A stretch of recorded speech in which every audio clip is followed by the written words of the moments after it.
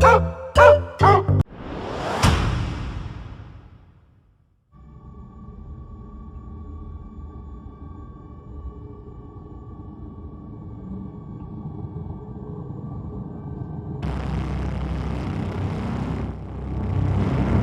upon a time, there was a place of carved stone faces.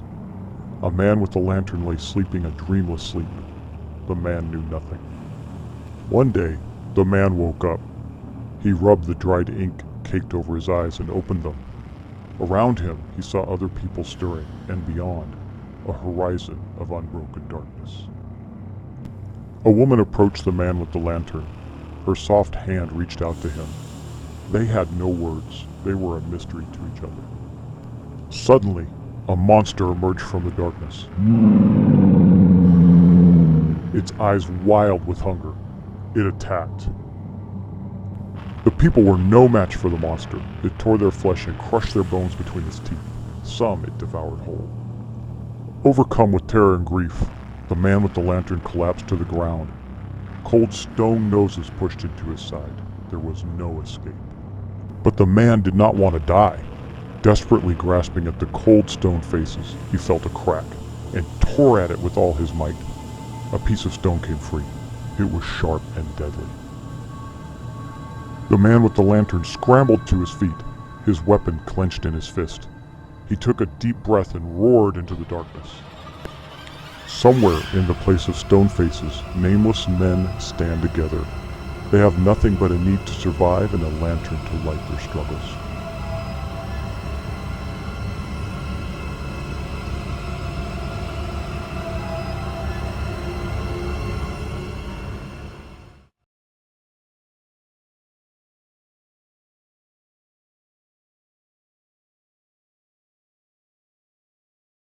Hey everybody, it's Doug here, Doug Must Guy, Board Game Geek, bringing you our next episode of Kingdom Death Monster. We are in Lantern Year 7.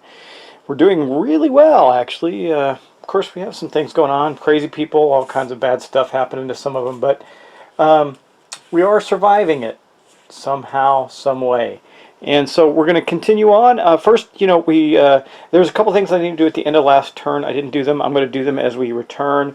So I'm going to move everybody up. Now, I did replace the miniature for the Lana/Kara miniature with a newly developed, custom-built one from the box. Got rawhide armor with the catgut bow and the big darts, and she's loading up an arrow. So you can customize people when you start getting some things going on there. And then you end up with a variety of different miniatures that represent the different states of armor and stuff that you guys have. So now, in that case, it shows her in full rawhide armor, which eventually that'll probably be true, because as we move some stuff about, we'll get people in better places with their armor and gear. But for now, though, we're going to start to mosey on. So the first thing we do have to do is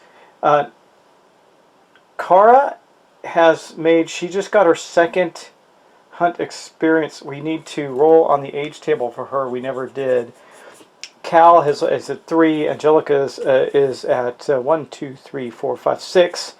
And Negan got his first hunt experience. So the only one we need to bust out the age portion for is Kara. I have to remember that this is a 2d10 thing. So Kara we do have a weapon proficiency, but we never rolled to see what she got.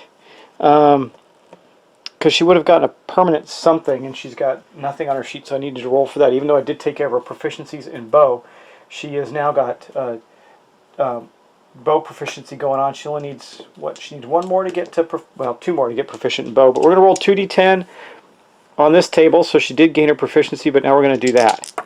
And we rolled a 9 and so 11, gain 1 random fighting art. Okay, let me go find that. Okay, here's the fighting art deck. Give it a quick shuffle, see what we get. Hopefully it'd be awesome if it was something that was archery related. That'd be outstanding, but let's see. Sticking. Okay, Combo Master, on additional perfect hit, make 1 additional attack roll. That's actually really, really cool. I'm writing that down. Combo Master, perfect hit. Hit.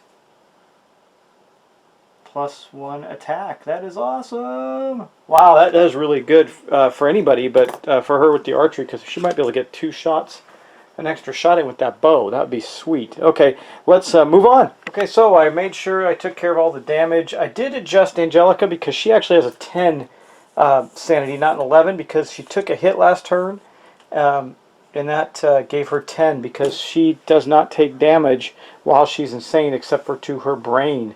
All damage goes to her brain. She's immortal, or at least she believes so.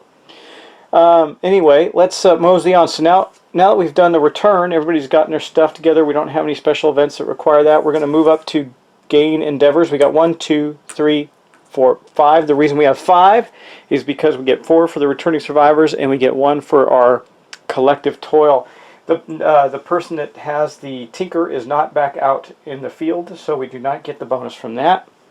But we do have 5, and then boom, now we go to our random event. I'm going to go check some things real quick on what I'm going to buy, and then I'll come back. Okay, I've got everything laid out the way I want to buy it. I hope this card doesn't change anything, but I got our deck ready to go. Let's see what craziness happens to us now. Haven't seen this. Nicknames. Settlement event. Every returning survivor gets a nickname.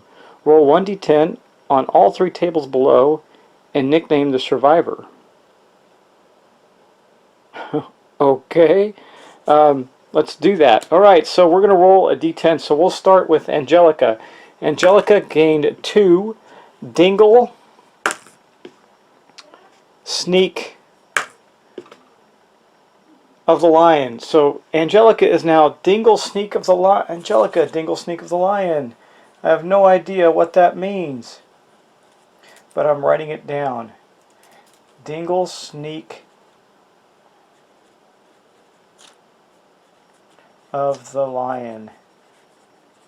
Okay, next up, that's bizarre.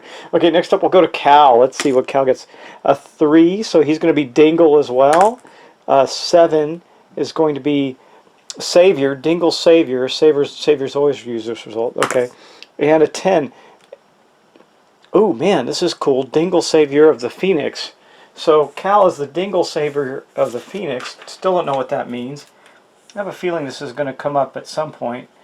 Dingle Savior of the Phoenix, which gives him an amazing +1 speed. So he is now going to hit more often.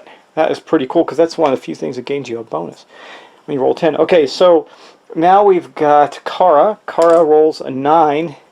Wise Savior of Darkness, -1 permanent speed. Oh no. Oh no, Kara. Wise Savior of Darkness now shoots her bow less. Wise Savior of Darkness. We got to get rid of that -1 speed. That is for sure, somehow, some way. And then Negan. What is Negan going to get? He gets 9 Wise Savior of the Antelope. Wise Savior of the Antelope. Okay, because I guess because the first creature he fought was an antelope. So Wise Savior. I wonder if these make a difference later on. Of the Antelope.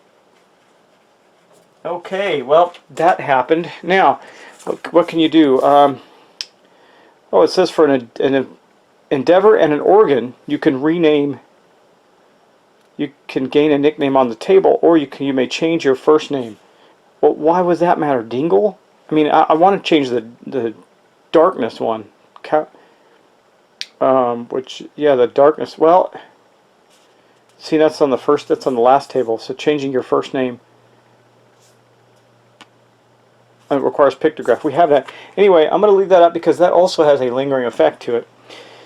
That and Open Maw. And now we move on to updating our death count. We did not have anybody die, so everybody is okay. We keep moving on. Then we update our timeline. Now we do have something happen here. We have the event, the Phoenix Feather. So let's see what happens with the Phoenix Feather. Alright, for ambiance, I've gathered our main characters up there. Of course, they're all likely to die. But anyway, a Phoenix Feather. A fallen feather fills the settlement with dread. The skies bubble and murmur as a dark presence tears through the atmosphere like a negative lightning bolt, sucking the air and energy from all who gaze upon it. A light rain begins. The survivors turn their eyes up to see a huge, incandescent feather slowly floating toward the ground. Their lantern light reflects strange rainbow of the twisting feather. A primal fear takes root in the settlement. You may now hunt the phoenix. Add it to the quarry list on the settlement record sheet. Nominate one survivor to speak. Let me look and see. This is going to be a courage thing. I'm not going to read any farther. I just know it's going to be a courage thing. So who's going to benefit from that immediately? Let me get out my other survivors as well, because some of them do have some stuff. Like Sarah. I don't want her gaining any courage, though. Mikhail doesn't have any bonuses. And Lana, I may have to send Lana out with the bow, even though she's got the tinker, but she's also got seizures. Courage, she's not going to gain anything from courage. Neither is Mikhail. Sarah wouldn't either, so they're at full courage right now. I think what we'll do is we're going to gain one courage for Negan, I believe. Or what about Cal? Let's do Cal. Cal's going to do this. Well, Cal's our guitar wielder, but that is okay. He's brave. He's going to step up. You know what? No, we're going to do Negan. You know why? Because Negan's the one that keeps jumping in the maw. He's a pretty brave guy. And he's not that honorable. He's just brave. So he gains a courage. Now, what's going to happen after that? I don't know. So let me see. You may now... Okay, Hunt the Phoenix. They gain one courage and break the silence. Okay, which is a roll. Okay, now we got a roll on this table. Break the silence. What do we get? A 3. The survivor shoos everyone away from the feather. Alone in the rain, they examine it. The nominated survivor gains +1 understanding and the tail of the phoenix feather resource.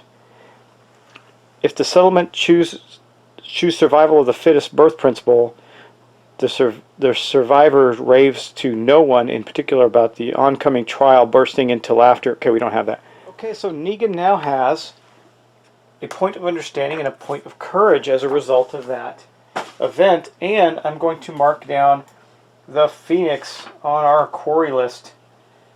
Wow, that's pretty cool. We can now hunt phoenixes. Not that we want to yet, but we can. And by the way, I haven't painted it yet, but I did assemble the big guy. There he is. You can see he's nothing to sneeze at. He's pretty cool. Got to tell you what was a real pill, man, it took forever, was putting all these little hands. I don't know if you can see them. All these little hands here that are on his feathers. Really tough to do. But, I mean, not really tough, just time consuming. Anyway, that is going to end the event phase, or the update the timeline phase of our return to the settlement. So now we're going to move into the development phase. So everybody moves up, and we're going to start developing. Of course, the first thing we're going to do is spend one of our endeavors to innovate. And we are going to spend a hide, a organ, and a bone from our resource pool to do that.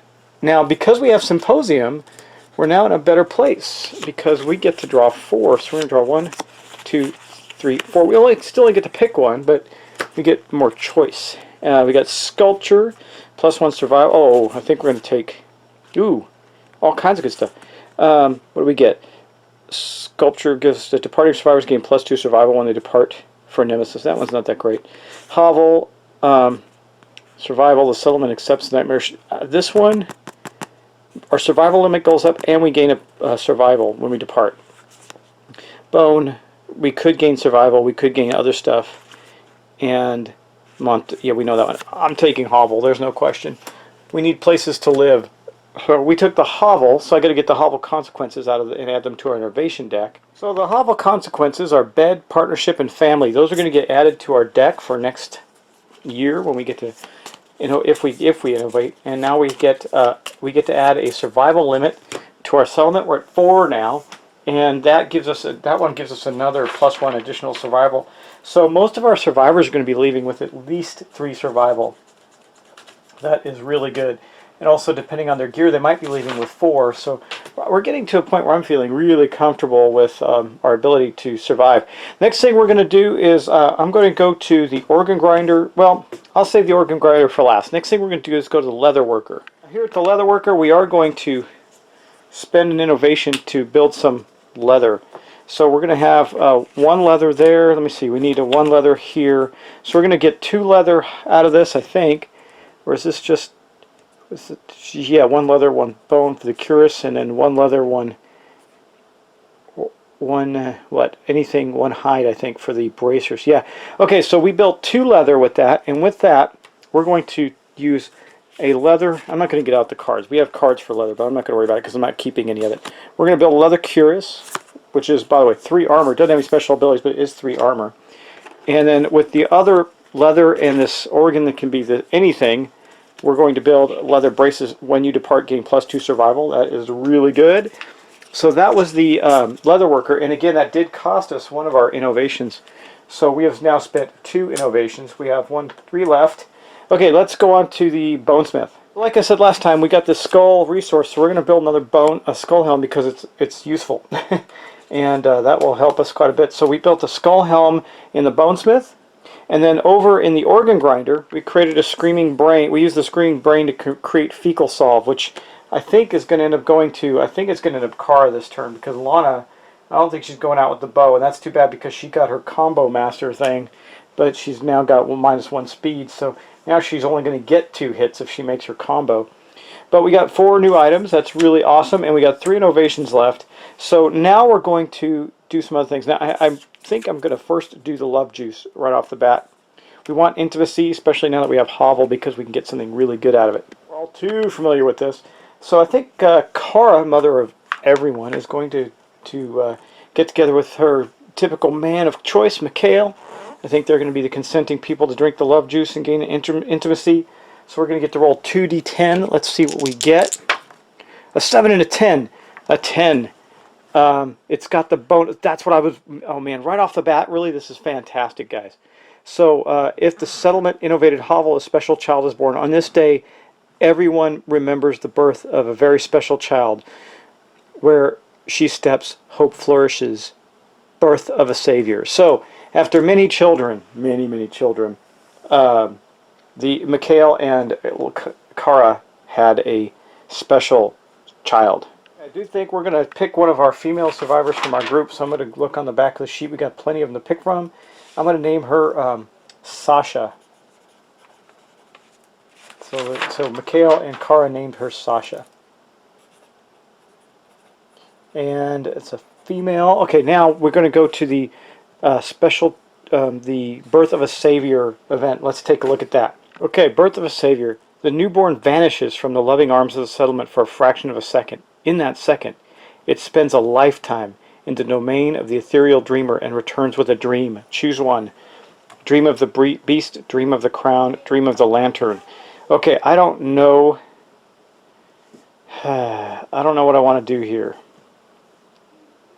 I don't know what I need to do. I'm just trying to think of... I guess the beast would probably be fighting. The crown would probably be leadership, and the lantern would probably... I don't know what.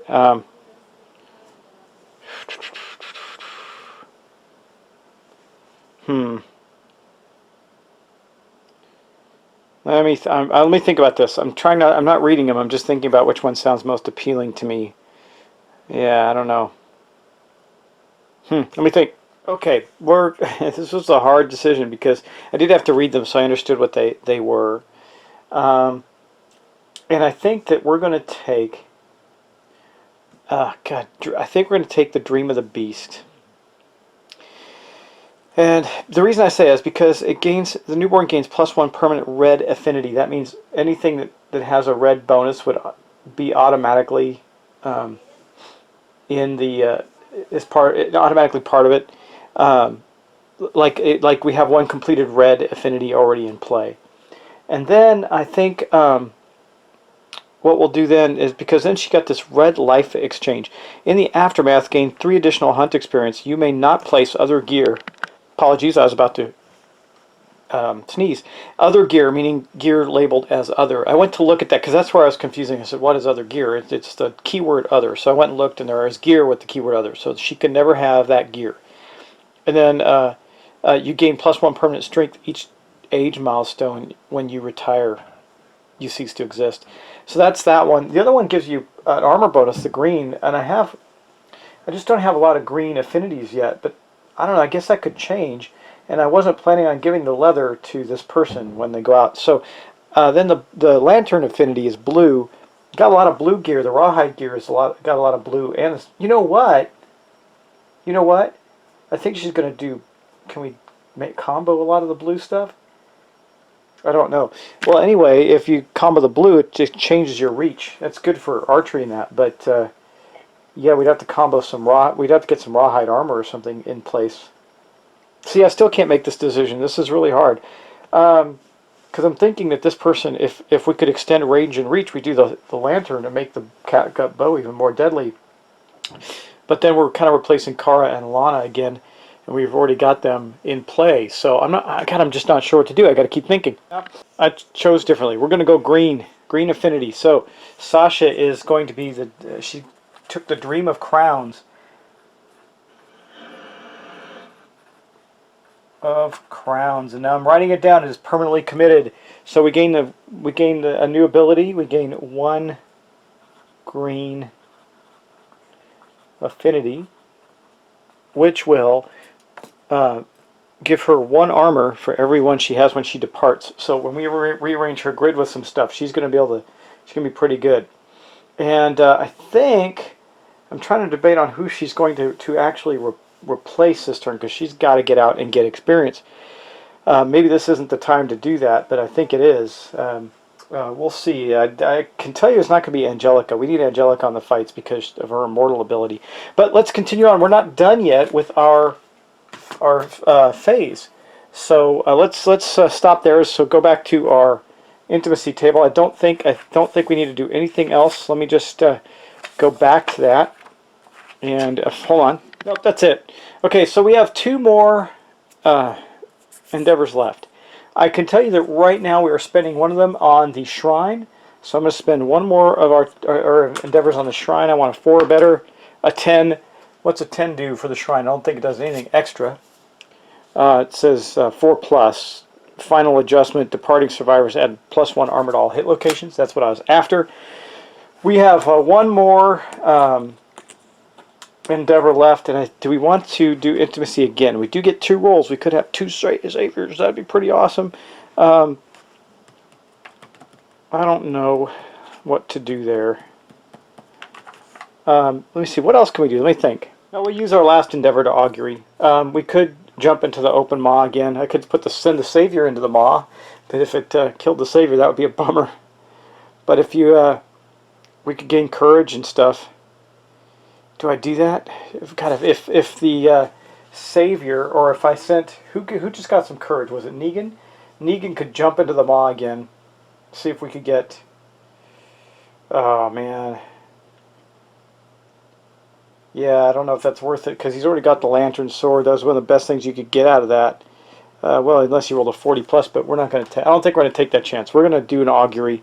So augury. We roll a d10 on the augury chart here. So that's our last endeavor, and we roll a 7, so we gain a survival. So I would have picked our new Sasha to do that. So she's now at 2 survival likelihood. She'll be at 4 when she leaves, and we probably are going to have her depart this turn with her blue. We're going to gear up with blue gear, right? And see if that, green gear, and see how that helps her. Yep. Okay, well, that is basically the end of our innovations. We don't have anything else we can do. We used the love juice. We used the last of our 2 tokens. Now we just have to figure out what we're going to hunt. I don't know if we're ready for a phoenix. We could take a run at it and see what happens. I know it's really bad. And I haven't painted the model yet. But let me think. I think this has been a pretty long settlement phase, so I may just halt there. Well, let's pick that. No, we'll pick. We'll at least get the hunt phase out of the way. All right, guys, I'm going for it. I'm going to take with me on this one the immortal Angelica, because she's immortal. I doubt even she'll die from this one unless she just gets winked out of time, which I know this creature has the ability to mess with time. I'm taking Cal, the Dingle Savior of the Phoenix, because of that. And also he's our guitar fighter. He can do a lot of damage if he gets lucky. He's got his white lion gear. The only thing what I did do with Angelica is she does now have the leather braces and leather cuirass. The reason I started her on the leather gear is, and I'll probably give it to someone else eventually, but the other ones are kind of decked out. And it gives her +2 survival when departing with the leather bracers, and so she's at a 4 survival. And then you got Negan, who's a 3 survival coming out of this gate. He's got the full set of rawhide gear and the lantern sword. Cal has, of course, got his guitars and the white line coat and etc. And then Sasha, the dream, who had the dream of crowns, our savior.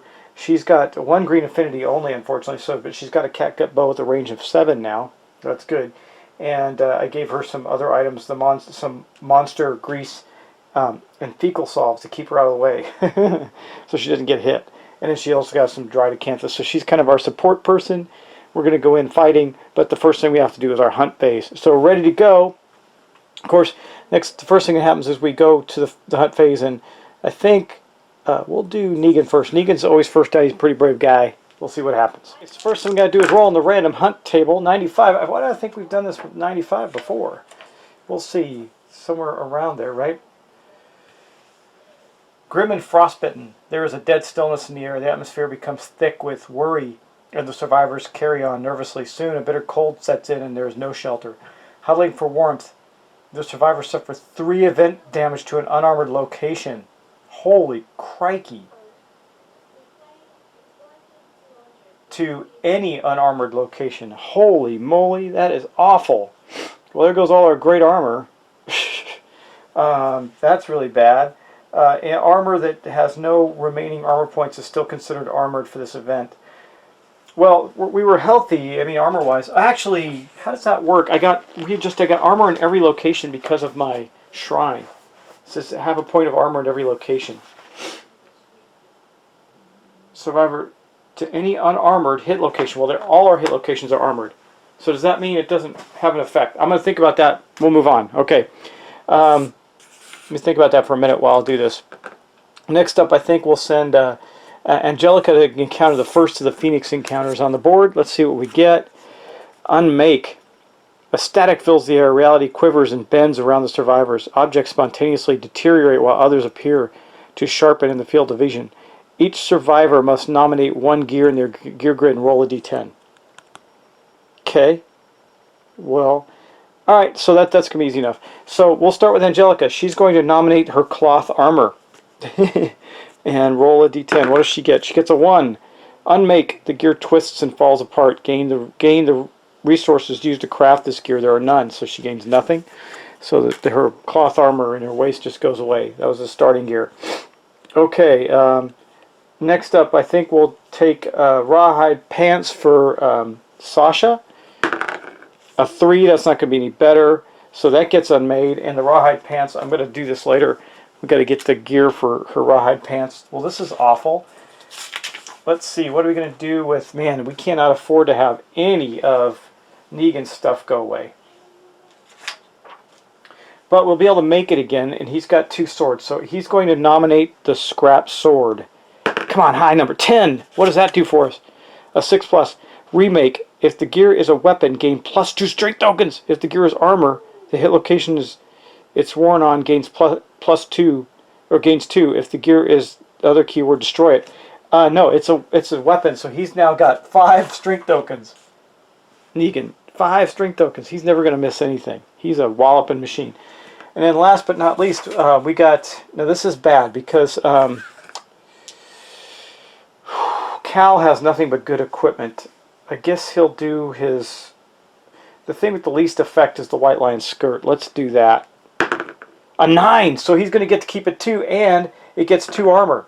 So that's Cal. So it was a 9, so that gives him... Let me see, what does that do? That gives him 2 armor in the skirt, so in the waist. So he's at a 5 armor in the waist. Well, that didn't turn out so bad, did it? And that ends up taking care of the unmake card. Man, these are rougher and more interesting. That's a really interesting encounter. Okay, the next one is going to be random. So far we had Negan and her, so I guess Sasha will go next on the random encounter table. Don't want to take as big a risk with her yet. Okay, so hunt table event. We get a 96. What is up the 90s? Good lord. You'd think those would all be good because they're so high. Cauldron. The smell of cooking meat draws the survivors to a gigantic black cauldron. The pot is filled with a thick, dark stew. Any survivor may choose to consume the stew on the roll on the table. Insane survivors and survivors with binge eating disorder must consume. If a survivor has 3 understanding, they may put a consumable gear or resource into the pot and gain +2 to the resort roll. Well, none of these guys have that level of understanding. So we're just going to have to start rolling some dice. I guess we'll go with the person who encountered it first. Wait, she's not insane. I don't know if she's going to do anything. She's not going to do anything. But we know that Angelica is, because she's crazy as a loon and she's immortal. So let me think about this some more. I guess she doesn't have a choice. She got to roll. So 5. What's a 5 do? The stew tastes like warm blood. Gain +1 survival and +1 insanity. Well, for her, okay, I'll take it. So that gives her, she's now at 4 total, 4 because she's the max, and she's back up to 11 insanity. So her immortal status becomes even greater.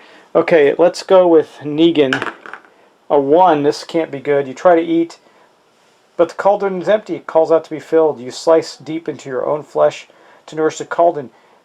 Gain 1 non-lethal severe injury to your arm.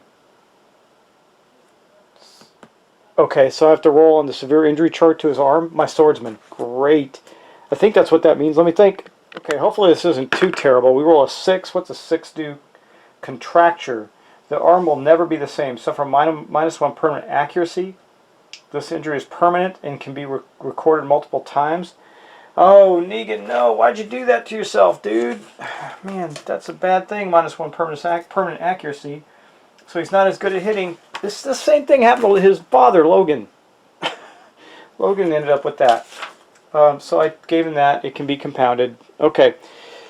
Okay, Negan. That was Negan. Now we got Cal. Let's see. He rolled a 5. Yeah, gain +1 survival, +1. That's good. That puts him, he only had 3 survivals. He's now at 4, the maximum for the settlement. And he's at now 7 insanity. And then I think that Sasha is not going to do this. You